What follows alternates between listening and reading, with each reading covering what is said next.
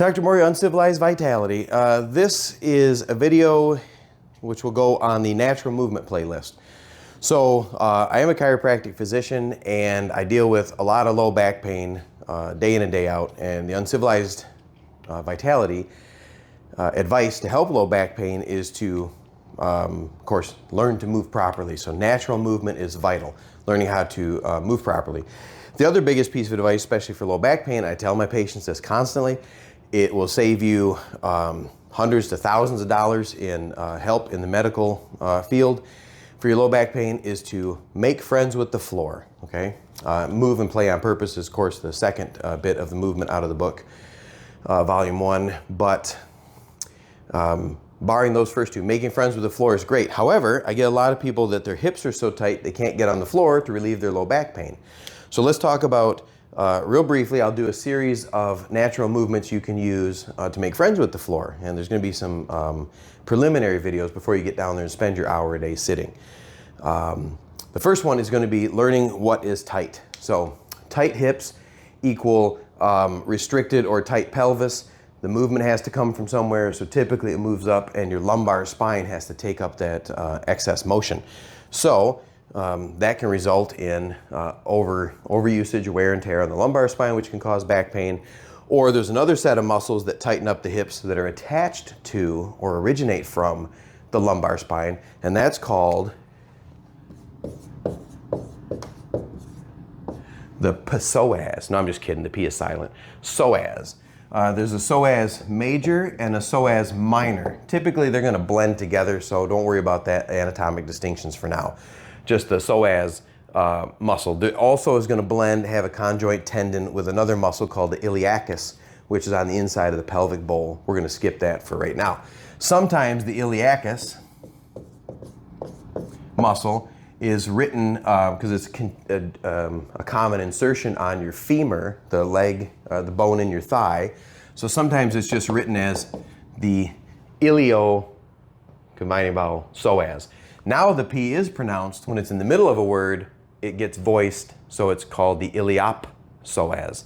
It's not the ilio-psoas. A lot of people mispronounce that. Iliop psoas, right? So this muscle we're going to treat all together as just the hip flexor. A hip flexor. Its main job is to do this. I'll demonstrate. Flex my hip. That's its main job. It actually counters my glute, which main job is to extend the hip. Extend, flex, extend, flex. And these two motions together are how you walk. I don't know why I did Saturday Night Fever walk, but flex, extend, right? So psoas gets really tight because we're always in a flex position, sitting in the chairs, even sitting on the ground to make friends with the floor, unless we change our hip position. Our psoas and our iliop psoas, hip flexors become short and tight, just like short, tight hamstrings. So we're going to deal with hamstrings and glutes next. Let's start with the hip flexors, because the hip flexors attach to or originate from, imagine these blocks I'm drawing, right? And it's got this curve, this lordosis to your low back, and then you're going to sit on top of your sacrum, which is superimposed on your pelvis, and here's your femur, or the head of your femur that runs down, right? So we're looking through like this. You're looking at the curve of my low back, my pelvis, and my femur, right? You're kind of looking through. This triangle-shaped one is called the sacrum. Check out some of my other videos on low back anatomy. There's slightly more detail, okay? Each of your vertebral blocks has this little cushiony disc between it, right, all the way down, and they're kind of preferentially curved to the front, called a curve called the lordosis, or lordoses are the curves that are convex anteriorly. Now, off of the bodies of those lumbar vertebra is this big, thick muscle that comes down and inserts on your femur. And you can see when it would contract how it would flex my hip. It's a hip flexor. In order to pull, to flex that hip, I have to stabilize this lumbar spine, right? Otherwise, if I go to flex my hip, my lumbar spine, since it's a mobile object, it would just pull me into a lordosis and I wouldn't be able to flex my hip. Is that as stupid looking as it feels? Right? So I got to stabilize my lumbar spine. That's done with attention to your abdominal muscles, your glutes, your back. Everything stabilizes that lumbar spine so that I can flex my hip. When I'm down on the ground doing sit-ups, sit-ups are not for your abs. I complain about this all the time to people, anatomists that actually understand that, but the PTs and trainers and everything. Sit-ups are for training hip flexors. You wedge your feet under something so they're stabilized, imagine them on the ground, and then I use my hip flexors to twist my body off the ground. If anything, you get some isometric contraction in your abs while you're doing sit-ups, but other than that, they're just pulling on, and as a chiropractic physician, wreaking havoc with your low back. So this is the hip flexor, psoas major, iliacus, iliopsoas. Okay? Comes down attached there. It's a very powerful hip flexor. We can use this a lot when throwing punches or knees or fighting or kicking. We use it isometric or in plyometrics for getting good jumps, knee raises and tucking in. Lots of uses. This muscle is one of the big drivers with your glute set, glute max, of hip power. You need powerful, long, loose hip flexors, just like you need powerful, long, loose glute max. This muscle is paired on the right and the left, and it comes right down through my pelvis to my femur. And if we were cannibals, we would refer to this as the tenderloin, right? So when you strip out the tenderloins of a deer or your neighbor after the fall or whatever, the tenderloins. Yeah, we'll bleep the cannibal part, honey, don't worry. So that's going to be your tenderloin, your hip flexor. You get short and tight because you're sitting all day. And then when you stand up, because they're tight, they're going to either pitch your pelvis forward, or because it's shortened, it won't lengthen, it pulls your back into a more pronounced lordosis, which puts pressure on the posterior aspect of the disc and can cause all sorts of problems.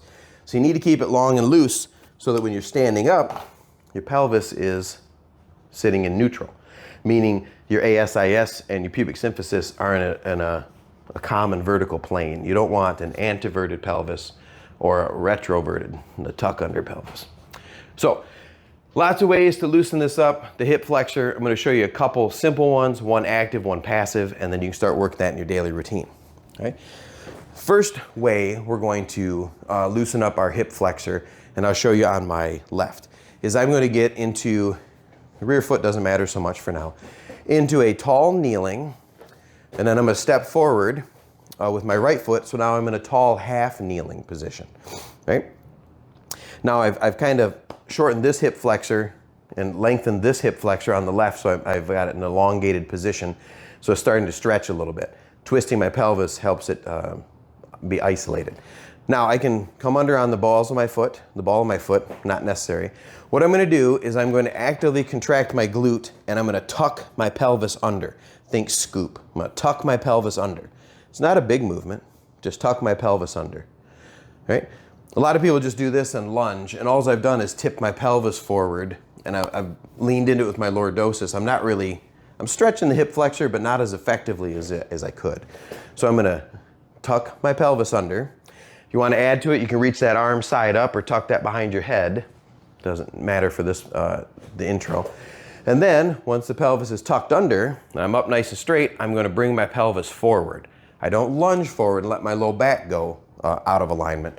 Tuck, and then lean your pelvis, glide your pelvis forward. See, I didn't have to lunge very far. It's quite an intense stretch on that hip flexor with nothing being felt or no sensation in my low back. So I'm protecting my spine that way.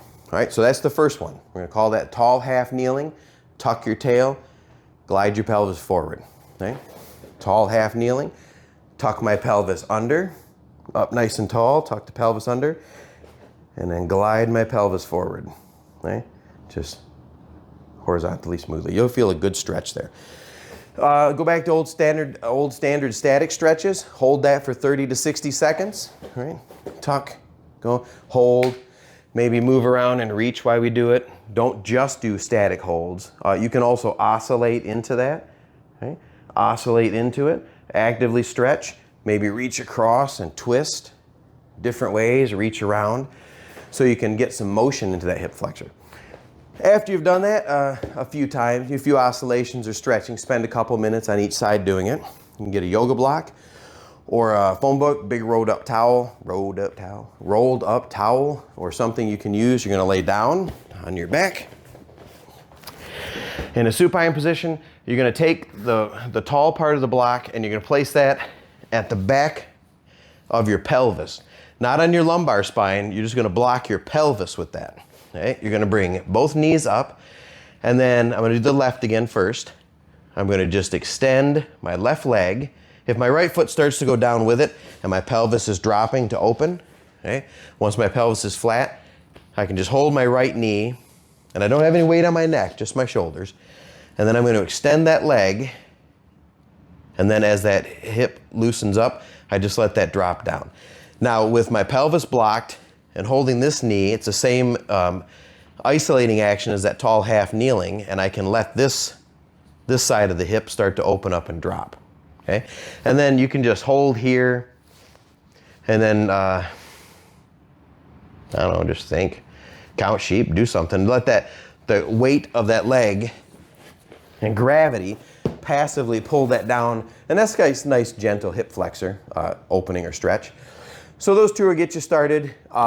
If you're interested in more, a variety of different versions of that, or more minutia and detail, I cannot recommend Katie Bowman enough. So go check out Katie Bowman's movement specialist or nutritious movement. Look up nutritious movement or Katie Bowman.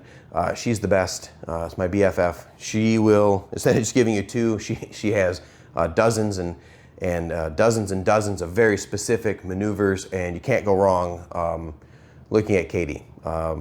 Katie's information. My stuff's almost troglodyte in comparison. So check that out, do those hip flexors, start to loosen those up. That'll start to relieve the low back pain. I'll continue in this series with some glute relaxers and some hamstring and some quads, and we'll go from there. So like, subscribe, make comments, share the channel. We're over 1,000 subscribers now into 2024. We're doing good. Let's hit 5,000 by the end of the year. That would be awesome. All right, that's it. Thanks.